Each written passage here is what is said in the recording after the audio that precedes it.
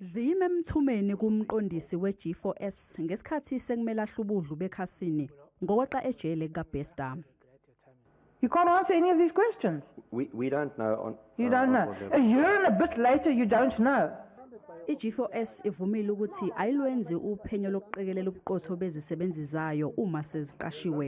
You don't think it's necessary to do lifestyle audits on your staff? Yes, we don't see any reason to do the lifestyle audits on our employees.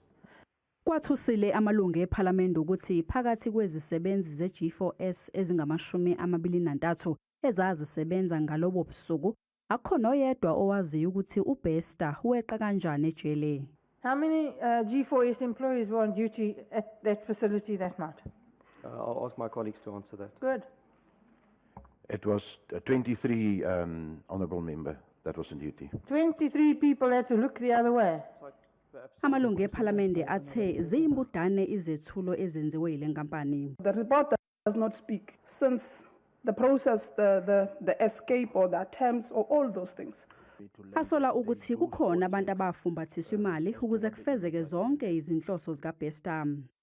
Kusenjalo ihhovisi likaMengameli lithi uMengameli uCyril Ramaphosa ushaqekile ngodaba likaBester kanti uthi lokhu kubukela phansi ezobulungiswa zakulelizwe. President feels that indeed this is an occurrence or an incident that shouldn't have happened. It shouldn't have been allowed to happen.